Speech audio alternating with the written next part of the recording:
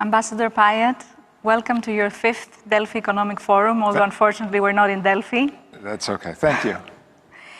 You've said numerous times that Greece has changed a lot since you first arrived. Yeah.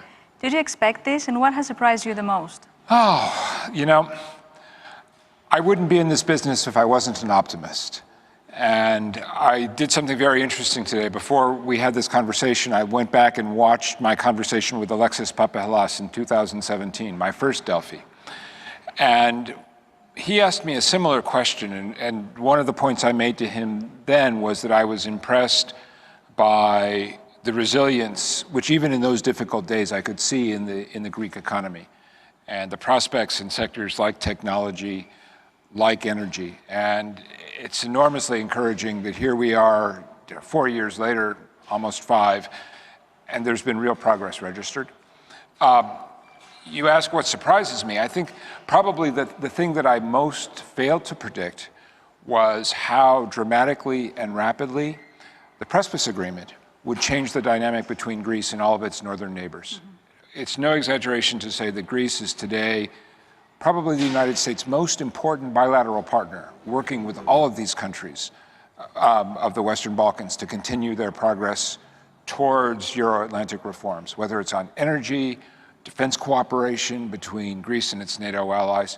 So that's been very exciting to watch. And again, I knew that things would change after Prespis. I didn't know how fast and how positive the trajectory would be.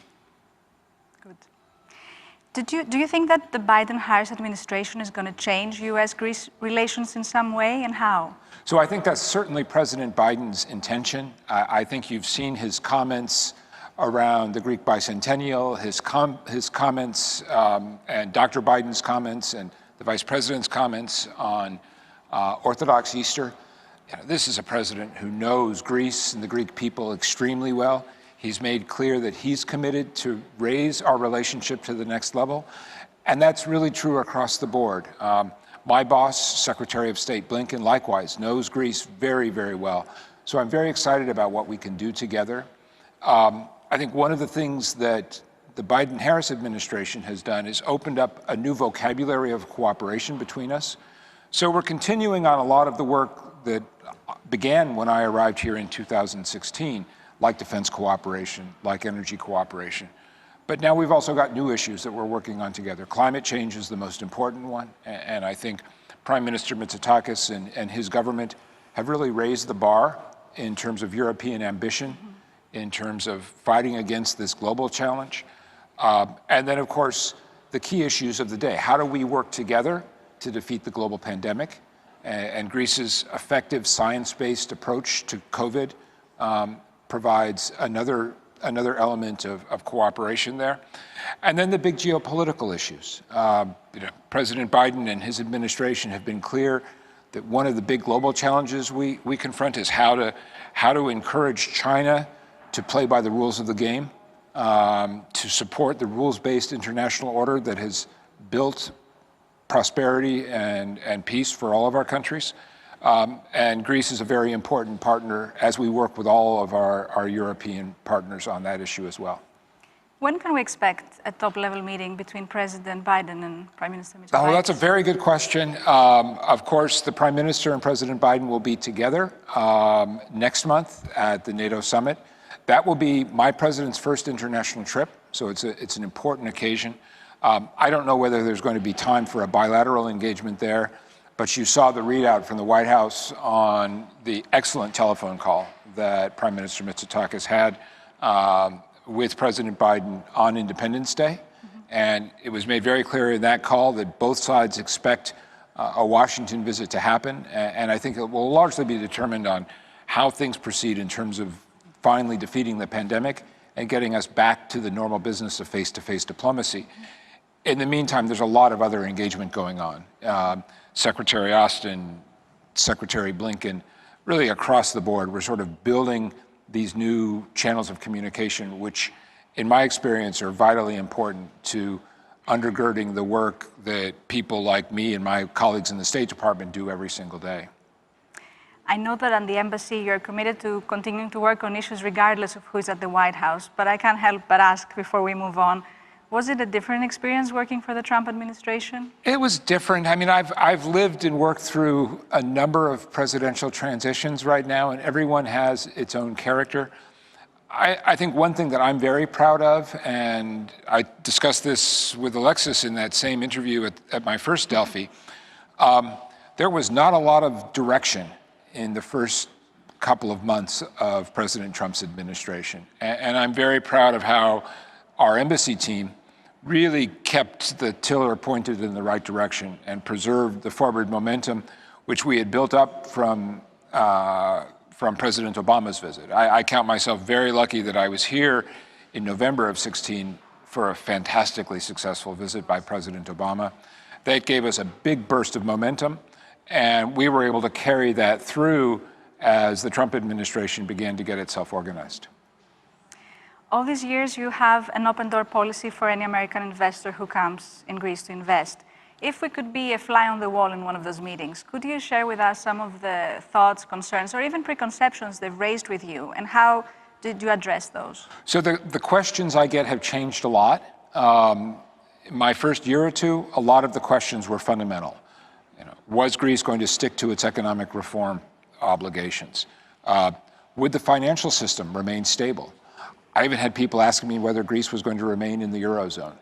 And I remember there were a lot of voices of skepticism about Greece's ability to sustain itself through this very difficult period.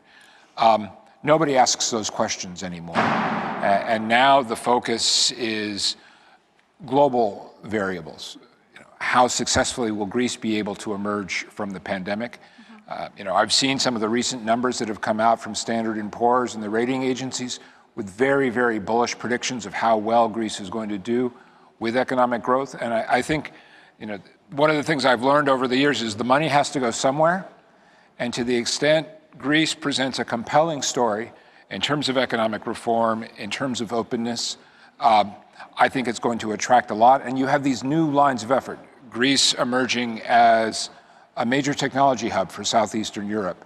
Examples like the $100 million Microsoft cloud computing investment, a real game changer in this area.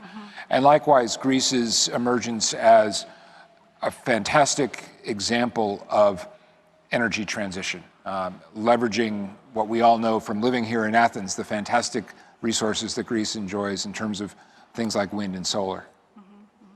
And now a question about Turkey. Sure. Were you ever really concerned those 5 years about an actual military confrontation between the two countries? And are there things about the role the U.S. played that we will find out years from now? Oh, boy. Well, I hope so. I eventually expect to write some thoughts and reflections on my time here, but I'm not done yet. I will say, you know, I've always worried, and I've said this on several occasions, I've worried about the risk of an accident. And we saw that in particular last summer during this very serious confrontation around the activities of the Orok race, and in fact, a real naval accident at sea between the Kemal race and the Limnos. I think that was probably the period of highest tension that I've lived through, and I give a lot of credit to the professionalism of the Hellenic Armed Forces, and in particular the Navy, which operated through long periods of time at a high tempo in a way that was both physically and operationally demanding. Fortunately, I think calmer heads have now prevailed. The Orok race is back, has been pulled back, and most importantly, Prime Minister Mitsotakis and his cabinet have made clear that this government's focus is on diplomacy and on finding ways to build a modus vivendi with Ankara, which is a goal that the United States emphatically supports. You've been very open in the past about the ports in Greece, right, and the interests behind their acquisitions. Right. Is there a geopolitical competition going on with Greece at the center? I think there is some geopolitical competition. It's, of course, the Chinese government that called Greece the dragon's head of the Belt and Road Initiative. And it became very clear to me when I arrived in Greece 5 years ago that the best way to push back against this was to offer a positive message in terms of U.S. investment and U.S. engagement. I'm very proud of the work that's been done by American investors in the maritime sector. You have the example of the revival of the Syros shipyard by an American company, Onyx. You've now got big American companies interested too in the port of Alexandroupoli, a place that I visited again just last Friday. And it's really remarkable to see, especially in that region of Thrace and in Alexandroupoli, the transformation that's happened, the confidence that people now feel, because they're optimistic that the port is going to be better utilized, because they feel that they aren't forgotten out there in the far reaches of Greek territory. And they're very comfortable with the messages that have come from the potential American investors. So we're very excited about that. We're very focused as well on the future of the shipbuilding industry. Greece is a country, as we're reminded by the anniversary of the Battle of Salamis, this is a country and a society with thousands of years of maritime history. It should have a vibrant shipbuilding industry to go along with its global shipping footprint. And we hope that American companies can be partners in that regard. Both our governments are committed to extending the duration and the reach of the Mutual Defense Cooperation Agreement. Right. Can Greece hope that these negotiations can include security guarantees, financial assistance, or high-quality U.S. military surplus? So we already have all of those things. The security assurance is contained in Article 5 of the NATO treaty. We are doing a lot more in terms of our security assistance and security cooperation with Greece, and you see that with major programs like the Kiowa helicopter transfer. We will do more, and there's a clear commitment on both sides to continue down that road. But I think the other important thing to understand is that the nature of our military and security relationship is of equals, two sovereign states who cooperate because it's in our interests. And it was very interesting for me in Alexandroupoli on Friday to hear Minister Paniatopoulos and General Floros speak so clearly about the advantages that Greece derives from things like the U.S. rotation of forces through Alexandroupoli. We want a strong and secure Greece because it advances the interests of the United States. It makes NATO stronger. But we're going to do this together. We're not going to do this as a quid pro quo kind of relationship. And recently you had an opportunity to fly with a pilot in an F-16. I did indeed. It was very exciting. Was it? How was it? Well, it was my Top Gun moment. We had the opportunity I was with an American pilot, and we flew all the way around the Peloponnesos. At one point, as we were heading south towards the Mani Peninsula, we were about 100 meters off the sea at 550 miles an hour. So it was a once-in-a-lifetime experience. I was so impressed by the American pilot. But I'll tell you what I really appreciated was it was the first time that I had seen American and Greek pilots flying together.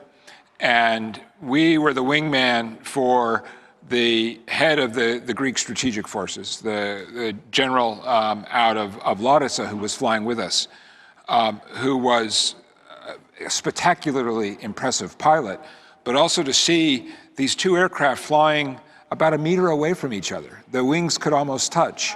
And the level of confidence, and that's what NATO's about, that we understand each other, we exercise together, we practice together, and we have the same procedures. And at one point, as we're zooming along, and literally, I could see the other pilot like I'm looking at you. And on the intercom, I asked my pilot, I said, "Is this dangerous? Are you worried?" He said, "No, it's very easy. All I have to do is keep my eye on my wingman, and our relative speed is very low." So it was impressive, and the aircraft themselves are spectacular. It is not like flying in an Airbus, I will say that. And one last, more personal question. If years from now you have to share with your family or friends one story or one memory from Greece, which one do you think it would be? You know, that's probably the most difficult question I get, in part because I'm not done. I'll say two things. And it's funny, I've had this long period of time. For me, still one of the most memorable moments of my whole tenure was President Obama's visit. I had the honor of working with President Obama through 3 years as ambassador in Ukraine. and then to be present, as he walked on the Acropolis, to hear his references to the inspiration that Greek democracy provided to the world, his speech at the Niarchos Center. I mean, I still get chills when I think about that, and it was a really important occasion. The other, I think, like so many of us, my life was thrown upside down over the past year by COVID and the pandemic. And one of the coincidences for me in this job is long before everybody else in the world, I got to know Albert Bourla because I was working with Pfizer on their investment in Thessaloniki and the very important role that Pfizer and Albert played at the Thessaloniki International Fair in 2018. So last summer, I had the opportunity to sit down with Albert and with Minister Kakilias, and we were talking even then. And I remember Albert saying to me, I think we're going to do it on the vaccine. And nobody knew, last summer, nobody knew that we would have a COVID vaccine in our hands by the new year. So I'll always remember the day that I got my vaccination because it was like, okay, I'm getting my life back. So those are the two. Thank you very much, Ambassador Payatt. Thank you. It's great to talk to you and wonderful to be back at Delphi, at least virtually. And as I said, we all hope we're back really at Delphi before too long. Yes. Thank you so much. Thank you.